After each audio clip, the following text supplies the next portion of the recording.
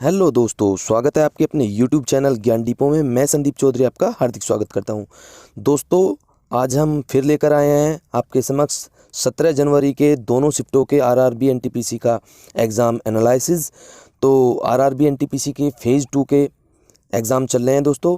तो आज हम 17 जनवरी में जो दोनों शिफ्ट के एग्ज़ाम हुए हैं उसके जो भी जीएस के पेपर हुए हैं वे सभी क्वेश्चंस लेकर आए हैं, और उन क्वेश्चनों से संबंधित कुछ और भी अन्य तथ्यों पर भी हम चर्चा करेंगे।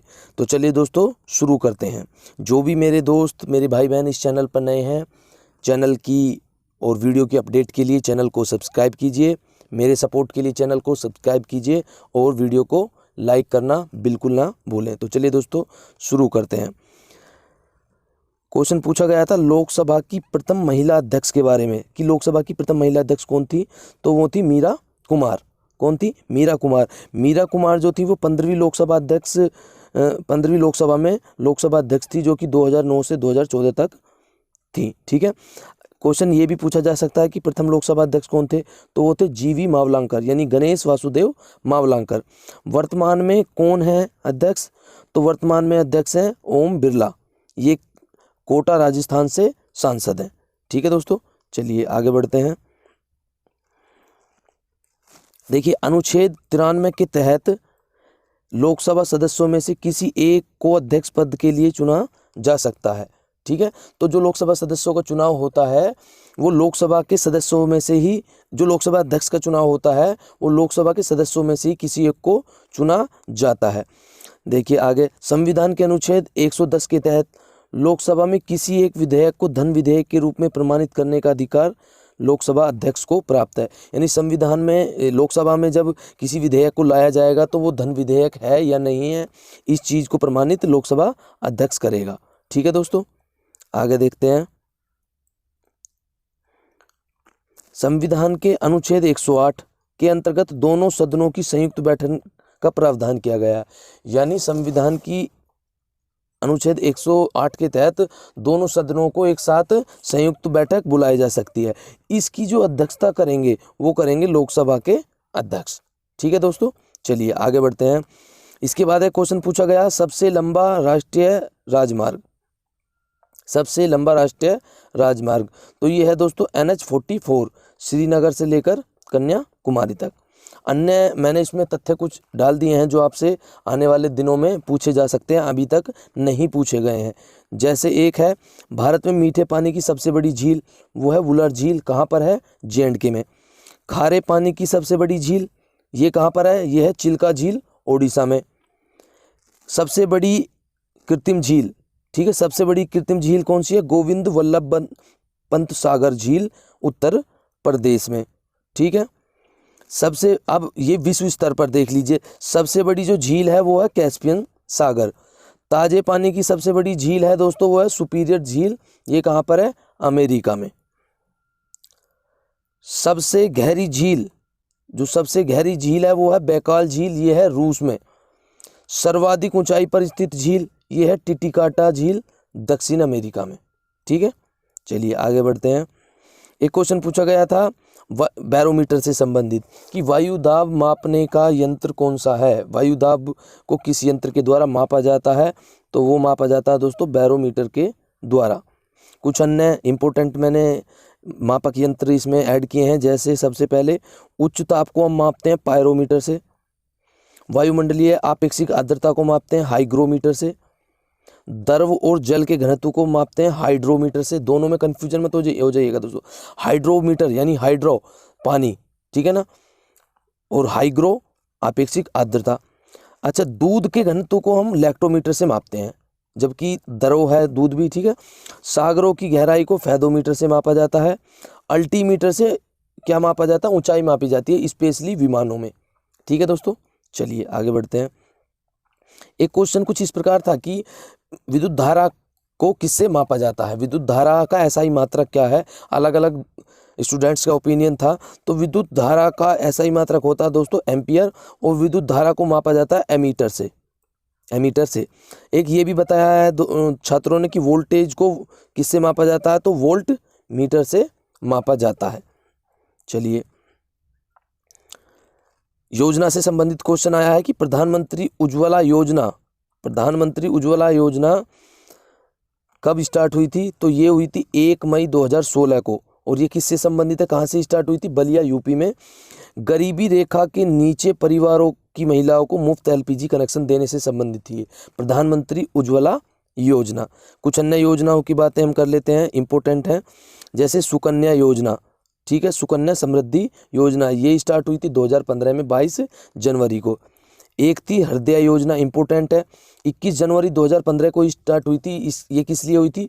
हमारे जो भी सांस्कृतिक विरासत स्थल हैं उनके संरक्षण के लिए। डिजिटल इंडिया अभियान शुरू किया गया था 1 जुलाई 2015 को। ये इंपॉर्टेंट है, दीनदयाल उपाध्याय ग्राम ज्योति योजना 25 जुलाई 2015 को स्टार्ट हुई थी, ग्रामीण क्षेत्रों में विद्युत आपूर्ति को सुनिश्चित करने के लिए, ठीक है दोस्तों। उसके बाद है मिशन इंद्रधनुष, ये स्टार्ट हुई थी 25 जनवरी 2014 को, टीकाकरण से संबंधित है, टीकाकरण से संबंधित। उसके बाद देखिए सौभाग्य योजना, सौभाग्य योजना स्टार्ट हुई थी 25 सितंबर 2017 को, मुफ्त बिजली कनेक्शन से संबंधित है ये, ठीक है दोस्तों। चलिए आगे बढ़ते हैं। चंद्रयान 2 कब लॉन्च किया गया? देखिए कल के ही वीडियो में, कल के पेपर में चंद्रयान फर्स्ट के बारे में आया था और मैंने कल की वीडियो में चंद्रयान सेकंड के बारे में सभी डिटेल्स बताई थी, आज वही पूछ लिया गया है। तो चंद्रयान सेकंड कब लॉन्च किया गया? 22 जुलाई 2019 को लॉन्च किया गया था GSLV MK3 के द्वारा श्री हरिकोटा से, ठीक है, GSLV MK3, ठीक है। ये क्या है? ये भारत का बाहुबली रॉकेट है, लॉन्च व्हीकल है, इसकी फुल फॉर्म होती है जियो सिंक्रोनस सैटेलाइट लॉन्च व्हीकल, ठीक है, बाहुबली रॉकेट भी इसको बोलते हैं। एक अन्य लॉन्च व्हीकल होता है भारत के पास, इसरो के पास, PSLV polar satellite launch vehicle, ठीक है, याद रखिएगा इसके। आज GSLV Mark 3 से भी एक क्वेश्चन पूछा गया था। चंद्रयान 2 के बारे में अन्य फैक्ट देख लीजिए। चंद्रयान 2 में जो है 3 इसके कंपोनेंट थे, 3 पार्ट थे। नंबर 1 था लूनर ऑर्बिटर जो कि चंद्रमा का चक्कर लगाता, एक था लैंडर विक्रम, ठीक है, जो चंद्रमा की सतह पर लैंड किया, लेकिन वो मतलब उस तरीके से, जिस तरीके से हम चाहते थे उस तरीके से उसने लैंड नहीं किया। फिर उसके बाद था, उसमें था एक रोवर जिसका नाम था प्रज्ञान, ठीक है। तो ये जो लैंडर था उसने क्रैश लैंडिंग कर दी थी, ठीक है, संपर्क टूटने के कारण। वर्तमान में इसरो के चेयरमैन कौन है? तो के सिवन जी हैं वर्तमान में इसरो के chairman. Father of Indian space कहा जाता है विक्रम साराभाई जी को, ठीक है, विक्रम साराभाई जी को। और विक्रम साराभाई को सम्मान देने के लिए ही जो रोवर, जो लैंडर था, उसका नाम विक्रम रखा गया था। इसरो के पास वर्तमान में 2 स्पेस पोर्ट है जहां से वो अपने सैटेलाइट को लॉन्च करता है। तीसरा गवर्नमेंट ने प्रपोज किया है, तो देख लीजिए। नंबर 1 है सतीश धवन स्पेस सेंटर, ये सार इसको बोलते हैं, श्री हरिकोटा आंध्र प्रदेश में है, Satish Dhawan space centre. Number 2 पर है Thumba equatorial rocket launching station, ये तिरुवनंतपुरम में है, केरला में। और इसी साल यानी 2020 में गवर्नमेंट ने एक नया स्पेस पोर्ट की घोषणा की है। ये कहाँ पर है? ये थुट्टुकोडी डिस्ट्रिक्ट में है, तमिलनाडु में प्रपोज किया है। ये है कुलशेखरपट्टनम में, ठीक है दोस्तों। चलिए आगे बढ़ लेते हैं। तो चंद्रयान 1 के बारे में भी दोबारा पूछा जा सकता है, इसको लॉन्चिंग हुई थी 22 अक्टूबर 2008 को। चलिए एक क्वेश्चन पूछा गया था यूएनओ से संबंधित। यूएनओ का मुख्यालय है न्यूयॉर्क में, ठीक है। तो यूएनओ का मुख्यालय कहाँ पर है? न्यूयॉर्क, अमेरिका में। यूएनओ की फुल फॉर्म क्या होती है? United Nation Organization. इसकी स्थापना कब हुई थी? तो इसकी स्थापना हुई थी 24 अक्टूबर 1945 को, और 24 अक्टूबर को ही हम प्रतिवर्ष मनाते हैं संयुक्त राष्ट्र दिवस। वर्तमान में इसके महासचिव कौन है? तो वर्तमान में इसके महासचिव है एंटोनियो गुटेरेस, ये कहाँ के हैं? पुर्तगाल के। अब तक इसमें कितने देश शामिल हो चुके हैं? 193 देश वर्तमान तक इसमें शामिल हैं, और लेटेस्ट वाला जो है यानी 193 है दक्षिणी सूडान, ठीक है दोस्तों। चलिए आगे बढ़ते हैं। एक क्वेश्चन ये पूछा गया था कि इनमें से कौन सर्च इंजन नहीं है? तो उसमें सही आंसर था आपका गूगल क्रोम।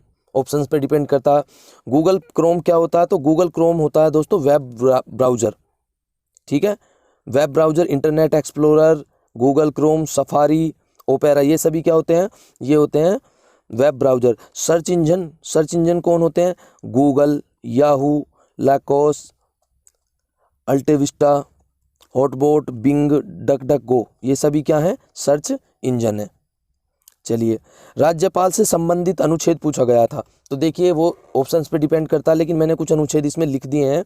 जैसे राज्यपाल से अनुच्छेद पूछा गया था तो 193 में दिया गया राज्य का एक राज्यपाल होगा। 154 में दिया गया है राज्यपाल की शक्तियाँ। 155 में दी हुई है राज्यपाल की नियुक्ति। 156 में कार्यकाल और 161 में दिया क्षमादान की शक्ति। ठीक है, क्षमादान की शक्ति। देखिए, मोहनजोदड़ो से हड़प्पा सभ्यता से क्वेश्चन पूछा गया था। मोहनजोदड़ो की खोज का श्रेय किसे दिया जाता है? तो ये दिया जाता है राखलदास बनर्जी को। ठीक है, 1922 में इन्होंने उत्खनन कार्य किया था। वर्तमान में कहाँ है मोहनजोदड़ो? तो ये है सिंध प्रांत, पाकिस्तान में। ये कहाँ पड़ता है? लरकाना जिले में। ये भी पूछा गया है क्वेश्चन, दोस्तों याद रखिएगा।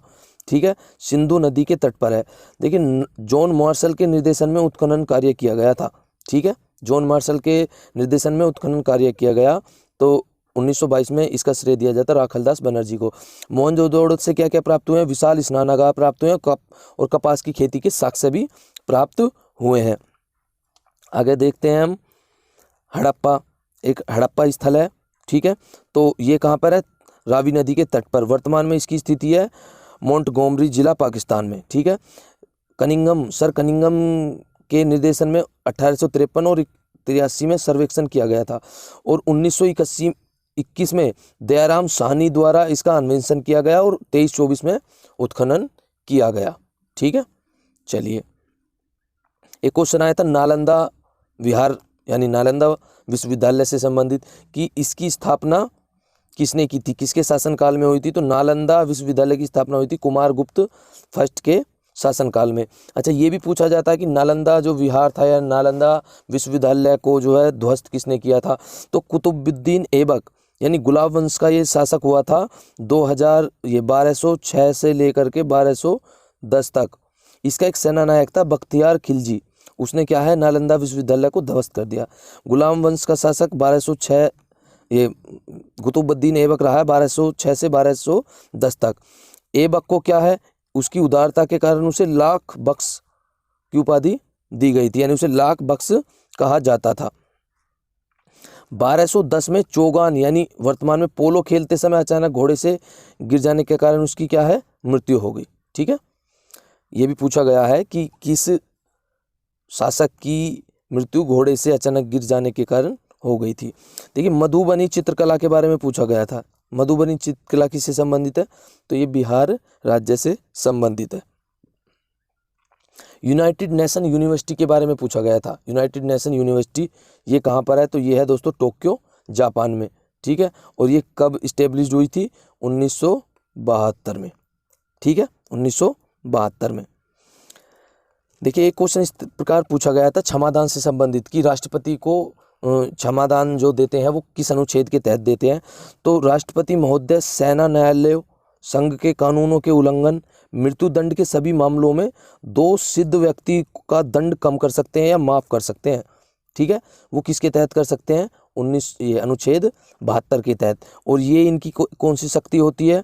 तो ये इनकी होती है दोस्तों न्यायिक शक्ति। ठीक है, ये होती है इनकी न्यायिक शक्ति। ठीक है दोस्तों, इसी प्रकार की शक्ति जो है राज्यपाल को प्राप्त है। ठीक है, राज्य विधियों के उल्लंघन पर क्षमादान या विराम लगाना या लघुकरण करना, यानी उस लघुकरण से मतलब है उस सजा को कम करना, ये राज्यपाल कर सकता है अनुच्छेद 161 के तहत। लेकिन वो क्या है? मृत्युदंड को राज्यपाल माफ नहीं कर सकता, केवल राष्ट्रपति ही माफ कर सकता। एक और इसमें क्लोज है कि सैन्य न्यायालयों के तहत जो भी सजा प्राप्त है उसमें राज्यपाल को कोई भी शक्ति प्राप्त नहीं है। चलिए, मोती का शहर बोला जाता है हैदराबाद को। ठीक है, स्विट्जरलैंड के टेनिस प्लेयर के बारे में कुछ छात्रों ने बताया है। तो देखिए, काफ़ी सारे टेनिस प्लेयर हुए हैं जिसमें मेनली पुरुष वर्ग में है रोजर फेडरर और महिला वर्ग में है मार्टिना हिंगिस। ठीक है, ये स्विट्स टेनिस प्लेयर है। अच्छा, ये बोला गया था कि फलों का यानी जो फलों में जो मिठास होती है वो किसके कारण होती है, तो ये होती है दोस्तों फ्रक्टोज के कारण। किसके कारण होती है? फ्रक्टोज के कारण। देखिए पढ़ लेते हैं, इसके बारे में मैंने डिटेल से लिख दिया। फ्रक्टोज फलों में पाई जाने वाली एक मोनोसैकराइड शर्करा है जो कि प्रकृति में सबसे मीठी शर्करा है, सबसे मीठी। इसको फल शर्करा भी बोलते हैं, शर्करा। लैक्टोज जो है, याद रखिए, दूध में पाई जाने वाली शर्करा है, जबकि माल्टोज को अनाज से प्राप्त किया जाता है। ठीक है दोस्तों, चलिए आगे बढ़ते हैं। एक क्वेश्चन पूछा गया, नेपाल की सीमा किस राज्य से नहीं लगती है? तो नेपाल की सीमा दोस्तों 5 राज्यों से लगती है। ठीक है, नेपाल की, भारत की जो सीमा है वो नेपाल से 1751 किलोमीटर लगती है और भारत के 5 राज्य नेपाल की सीमा को टच करते हैं। उत्तर प्रदेश, बिहार, उत्तराखंड, पश्चिम बंगाल और सिक्किम। याद रखिएगा, इम्पोर्टेंट है नेपाल। उसके बाद भूटान से भारत की सीमा 699 किलोमीटर लगती है भूटान से, और 4 राज्य भारत के भूटान की सीमा को टच करते हैं, असम, पश्चिम बंगाल, सिक्किम और अरुणाचल प्रदेश। बांग्लादेश से इम्पोर्टेंट है, 4096.7 किलोमीटर की सीमा लगती है हमारी बांग्लादेश के साथ, और 5 राज्य सीमा को टच करते हैं, पश्चिम बंगाल, असम, मेघालय, त्रिपुरा और मिजोरम। त्रिपुरा तो तीनों ओर से बांग्लादेश से घिरा हुआ है। ठीक है, क्वेश्चन ये आया हुआ है। उसके बाद दोस्तों क्वेश्चन पूछा गया था, हॉकी मेंस वर्ल्ड कप 2018 का शुभंकर। ये था दोस्तों ओलिव, एक क्या था? टर्टल था, कछुआ था। ठीक है, स्थल क्या था इसका? 2018 में भुवनेश्वर में ये खेला गया था, उड़ीसा में। ठीक है, विजेता बने थे बेल्जियम और उप विजेता था नीदरलैंड। इसके बाद हम अन्य फ्यूचर के इवेंट्स देख लेते हैं, जैसे 2023 में जो मेंस का वर्ल्ड कप होना है हॉकी का, वो भी कहाँ होगा? भारत में, उड़ीसा में आयोजित होगा। Junior men's hockey world cup खेला जाएगा दोस्तों इसी वर्ष, कहाँ पर? दक्षिण अफ्रीका में। इसी वर्ष फीफा का अंडर 17 महिला विश्व कप भी खेला जाएगा, कहाँ पर? भारत में, 2021 में। एशियाई युवा खेल खेले जाएंगे इसी साल चीन में, और सब कुछ ठीक ठाक रहा तो ओलंपिक खेल खेले जाएंगे जापान में। देखिए, मानव सूचकांक से संबंधित एक क्वेश्चन आया था, जो ह्यूमन डेवलपमेंट इंडेक्स है, मानव विकास सूचकांक 2019 में भारत का स्थान कितना था? तो भारत की रैंक थी दोस्तों 129। कितने देशों में से? 189 देशों में से। प्रथम स्थान पर था नॉर्वे और द्वितीय स्थान पर था स्विट्जरलैंड। जो ह्यूमन डेवलपमेंट इंडेक्स है HDI, इसको प्रत्येक वर्ष UNDP यानी यूनाइटेड नेशन डेवलपमेंट प्रोग्राम के द्वारा जारी किया जाता है। इंपॉर्टेंट है, याद रखिएगा। एक क्वेश्चन आया था, वायुमंडल की सबसे निचली परत कौन सी है? ठीक है, तो क्षोभ मंडल जो है, ट्रोपोस्फीयर वायुमंडल की सबसे निचली परत होती है। इनका जो परत का जो क्रम है वो इस प्रकार है, सबसे नीचे होती है क्षोभ मंडल, फिर समताप मंडल, फिर मध्य मंडल, फिर आयन मंडल और फिर बाह्य मंडल। एक क्वेश्चन इस प्रकार से पूछा जाता है कि वायुयानों को उड़ाने के लिए जो मीडियम है, जो मंडल है, वो सबसे उत्कृष्ट कौन सा है? तो वो होता है समताप मंडल, क्योंकि यहाँ पर क्या है, बादल नीचे रह जाते हैं। ठीक है, चलिए आगे बढ़ते हैं। एक क्वेश्चन आया था दोस्तों, पेडोलॉजी। पेडोलॉजी किसका अध्ययन है? तो पेडोलॉजी है मिट्टी का अध्ययन। एक होता है पेडागोगी, तो पेडागोगी होता है शिक्षा शास्त्र। ठीक है, गिफिन गुड्स से संबंधित एक क्वेश्चन आया था, गिफिन गुड्स। ठीक है, गिफिन गुड्स क्या होती हैं? तो गिफिन गुड्स पे जो है सामान्यतः मांग का नियम जो है लागू नहीं होता। देखिए, मांग का नियम क्या होता है? ये होती है डिमांड और ये होती है उसकी कॉस्ट। ठीक है, ये मांग का नियम होता है कि डिमांड बढ़ेगी तो क्या है, कॉस्ट घट जाएगी। ठीक है, तो ये होता है मांग का नियम। यहाँ पे क्या है, ये लागू नहीं होता। किस प्रकार की वे वस्तुएं जिन पर सामान्यतः मांग का नियम लागू नहीं होता, मतलब वस्तु की कीमत बढ़ने पर इसका प्राइस बढ़ेगा तो क्या है, उसकी मांग और बढ़ जाएगी। ठीक है, यहाँ पे इसकी डिमांड भी बढ़ जाएगी, कोई फर्क नहीं पड़ेगा। अदरवाइज प्राइस घटने पे क्या है, डिमांड कम हो जाती है। ये है मांग का नियम। तो गिफिन गुड्स पर ये लागू नहीं होता। चलिए, एक और योजना स्टार्टअप स्कीम कब लॉन्च हुई थी? 16 जनवरी 2016 को लॉन्च हुई थी। ये किसके अंडर होती है? तो ministry of commerce and industry के अंडर ये आती है। एक क्वेश्चन पूछा गया था दोस्तों, सुएज नहर से संबंधित। सुएज नहर, जो सुएज कैनाल है, वो किस किस को जोड़ती है? तो लाल सागर को और भूमध्य सागर को जोड़ती है। इंपॉर्टेंट क्वेश्चन है। एक क्वेश्चन पूछा गया था कि असहयोग आंदोलन कब शुरू हुआ था, तो ये शुरू हुआ था 1920 में। देखिए कुछ आंदोलन इस प्रकार है। खिलाफत आंदोलन हुआ 1919 में, सविनय अवज्ञा आंदोलन 6 अप्रैल 1930 और भारत छोड़ो आंदोलन 1942 में। ठीक है, चलिए एक क्वेश्चन पूछा गया था दोस्तों पंचमढ़ी बायोस्फीयर रिजर्व से कि ये कहाँ पर है पंचमढ़ी बायोस्फीयर रिजर्व, तो ये है दोस्तों एमपी में, मध्य प्रदेश में। कुछ अन्य भी देख लेते हैं, जैसे पेंच राष्ट्रीय उद्यान, कान्हा किसली राष्ट्रीय उद्यान, बांधवगढ़ राष्ट्रीय उद्यान, सतपुड़ा टाइगर रिजर्व, पन्ना टाइगर रिजर्व, ये सभी कहाँ पर हैं, ये हैं मध्य प्रदेश में। मध्य प्रदेश को बोला जाता है टाइगर स्टेट। और भारत सरकार द्वारा 1973 में प्रोजेक्ट टाइगर चलाया गया था बाघों की सुरक्षा और संरक्षण के लिए। चलिए आगे बढ़ते हैं। एक फुल फॉर्म आई थी FAO की फुल फॉर्म, यानी FAO क्या होता है, तो फूड एंड एग्रीकल्चर ऑर्गेनाइजेशन होता है। ये यूएन की एक बॉडी है, संयुक्त राष्ट्र खाद्य एवं कृषि संगठन। इसकी स्थापना हुई थी 16 अप्रैल 1945 को। हेडक्वार्टर कहाँ है, रोम इटली में। अच्छा, भारत में एक संस्था है FAASI, फसाई बोलते हैं इसको, food safety and standard authority of India. ठीक है, एक क्वेश्चन पूछा गया था कि प्राथमिक रंग, इनमें से प्राथमिक रंग कौन सा नहीं है, तो दोस्तों प्राथमिक रंग होते हैं लाल, हरा और नीला।